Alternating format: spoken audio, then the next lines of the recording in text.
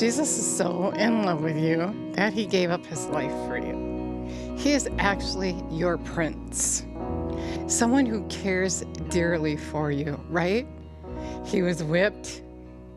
He took those stripes for your healing. He was mocked, spit at. He went to hell for 3 days and rose again so that you could have eternal life.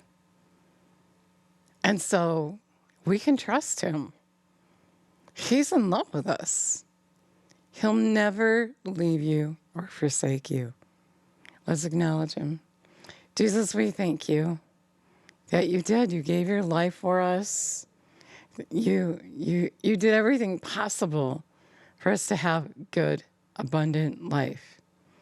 And we just want to take the time today to say we appreciate you and we thank you. And we give you all the glory for it. We didn't deserve it, but you loved us first. We thank you. You're so good to us. He's so much in love with you. He looks out for you. I want to read to you Hebrews. I will not in any way fail you or give you up or leave you without support. I will not in any degree leave you helpless, nor forsake you or let you down. Relax my hold on you, assuredly not.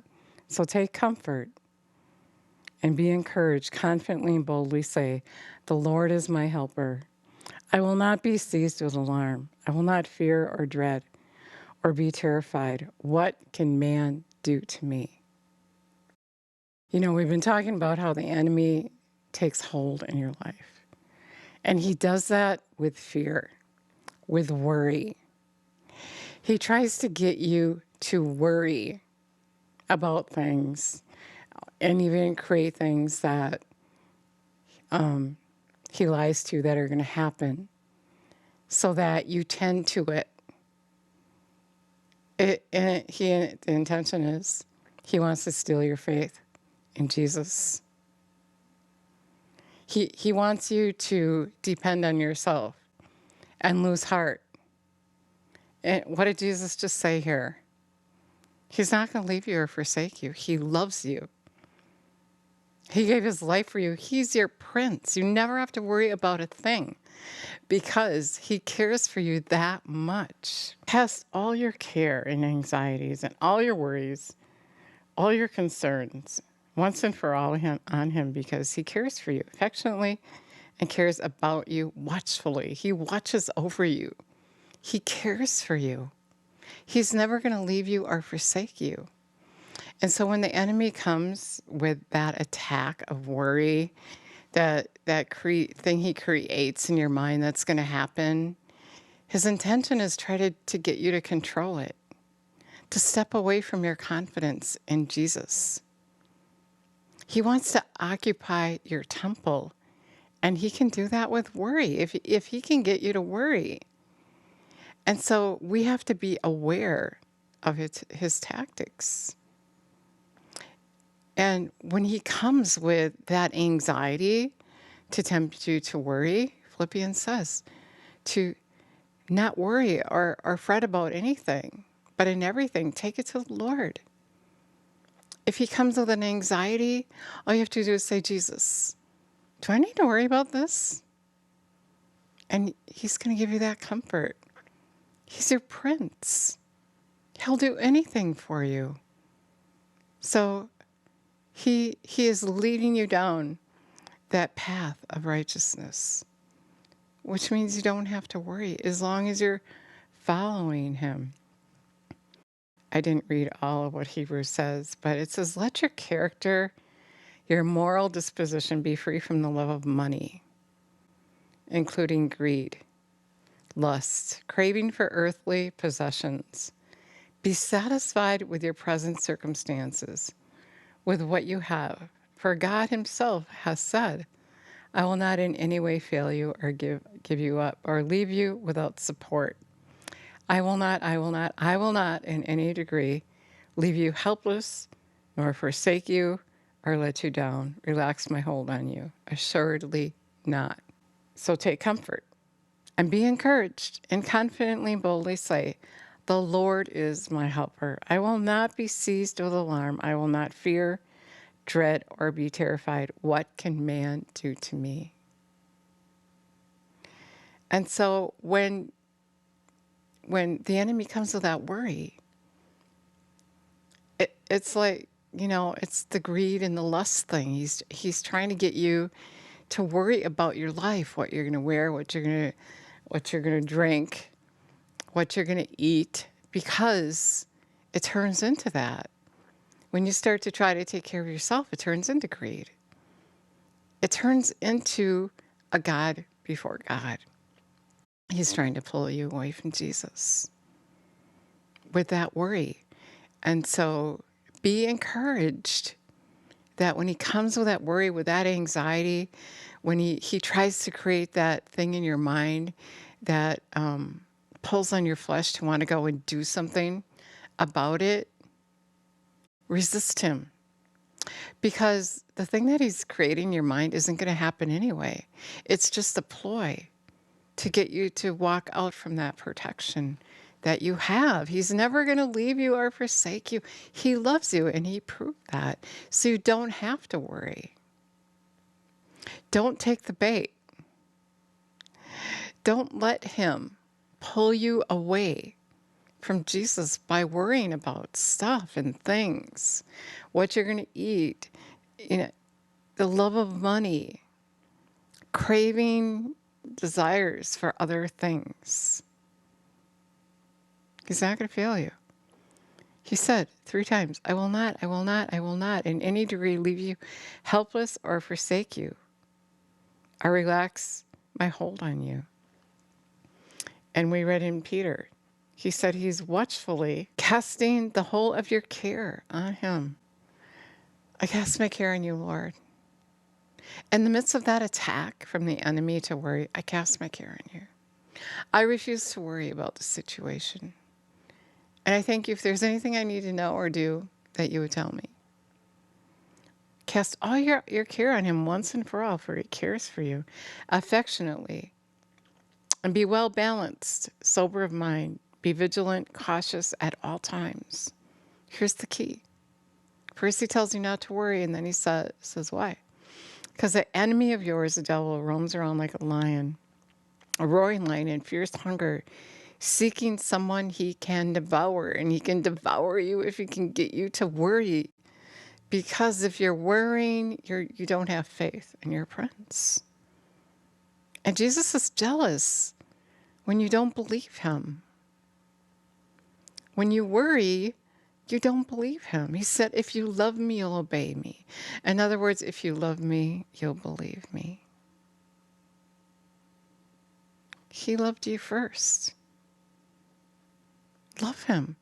Prove that you love him by believing what he did for you. Trust him.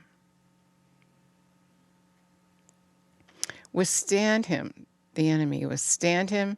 Be firm in faith against his onset. Rooted, established, strong, immovable, and determined. I refuse to worry. I am not going to worry about this situation. I am not giving in to your lie. You are not controlling me. You are not going to occupy my temple, Satan. Knowing that the same identical sufferings are appointed to your brotherhood, the whole body of Christians throughout the world.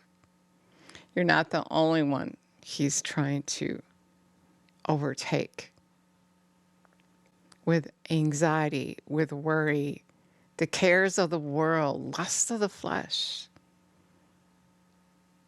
even offense. If someone hurts you, don't worry about it, because it's your lifestyle to forgive. And it's a ploy from the enemy to try to control you, to come and live inside your temple and control you.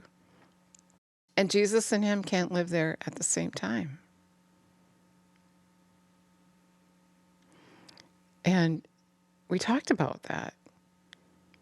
When you ask Jesus to come live on the inside of you, then those rooms are all swept clean for him. to occupy, no one else. You're not going to let anyone else come in. It's just you and him.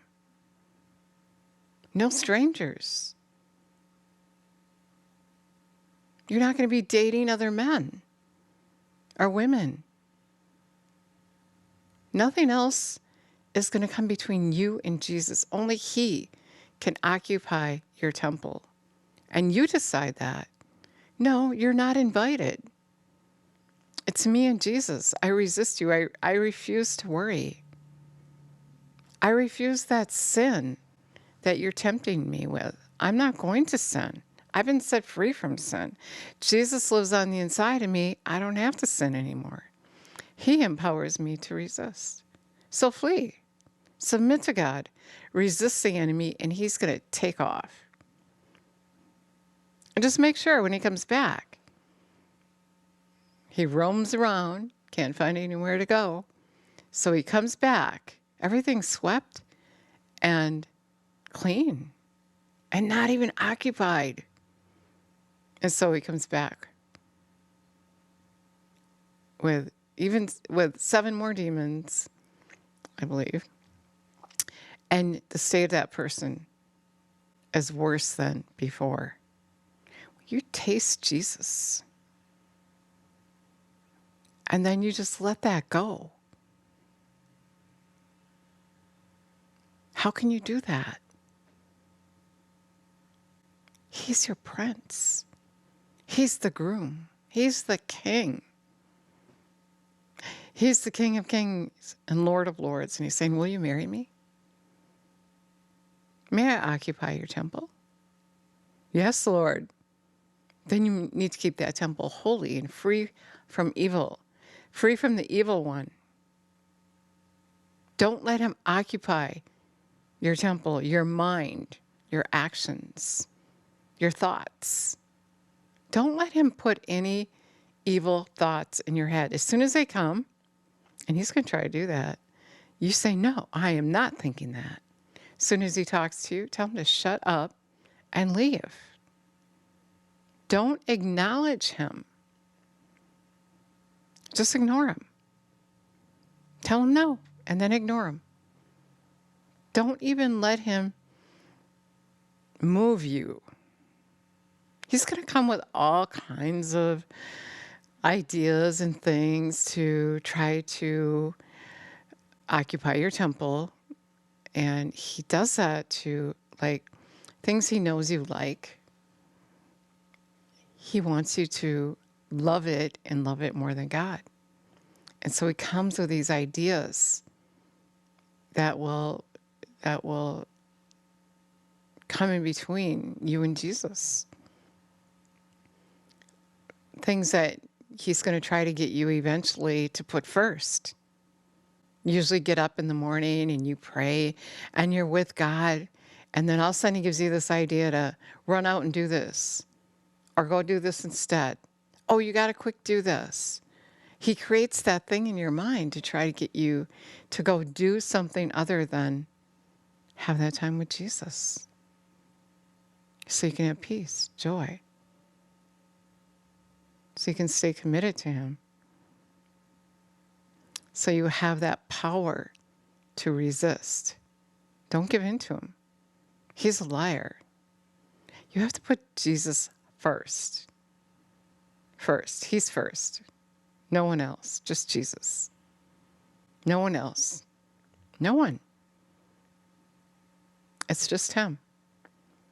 If you have kids or something, then you're going to have to get up earlier. So it's him first. Don't sleep in.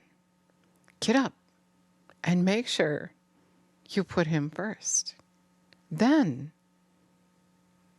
there's time for other things. He put you first. He adores you. He said he's never going to leave you or forsake you. No, never, never, never, never, never. He's committed to you. So how can we not be committed to him?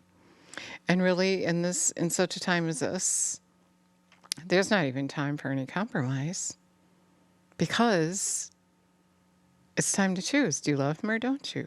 You're going to heaven or you're going to hell. You're going to serve him or the enemy. Is Jesus going to occupy your temple or is the enemy? Don't even give him a chance. You have authority over him. If you want to live with Jesus forever, you got to make a choice. You got to choose Jesus now before it's too late. And don't go back and forth. What did Jesus say? The state of the man will be worse than before.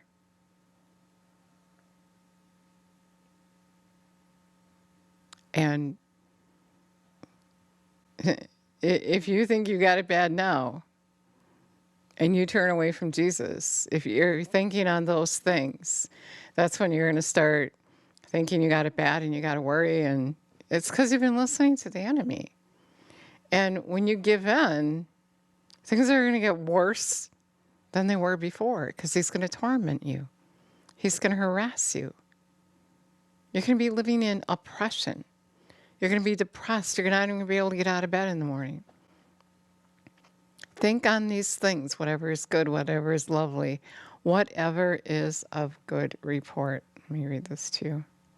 Do not have any anxiety about anything in every circumstance. In everything, by prayer and petition, definite requests, with thanksgiving, continue to make your wants known to God. And God's peace shall be yours. Go to him right away. That tranquil state of soul assurance of salvation through Christ, fearing nothing from God and being content with its earthly lot whatsoever it is. We just read that in Peter. You got to be content. Don't let him use the lust of the flesh. Don't let him use wantonness. Jesus is what you want. And everything else will be added to you. Not first. As the enemy wants you to have it first. And Jesus second, but that doesn't work that way. It has to be first. This is how you get the peace, that tranquil state of mind, that contentment. In the midst of chaos, you're content. Because you got Jesus. He assured you. You know he's not going to leave you or forsake you. He's not going to leave you without. So fearing nothing from God and being content with its earthly lot of whatever that sort that is, that peace, which transcends all understanding, shall garrison and mount and guard over your hearts and minds in Christ Jesus. That peace. How'd you get that? I sat with Jesus. I took my care to him. And he said he'd never leave me or forsake me. I love him. He's always taking care of me. I don't have to worry. He's always there, watchfully looking over me. He's got his eye on me. There's nothing I need to worry about. So I'm not going to. I'm not going to worry. He loves me. He'll never leave me or forsake me. He's looking over me. He's watching over me. That's the attitude you gotta have. That's the knowing you gotta have. Go to him. He's in love with you. He truly is. He's in love with you. So if you want him to be your king, your prince, that person that's going to look over you all the time, then I want to pray with you right now. Jesus, we thank you and praise you for taking care of us. Thank you that when we believe you and when we heed to your voice, you said that you would come and live on the inside of us. And so we receive you now. We receive you. We thank you that we can live a worry-free life. We love you. Take over, Jesus. Just take over.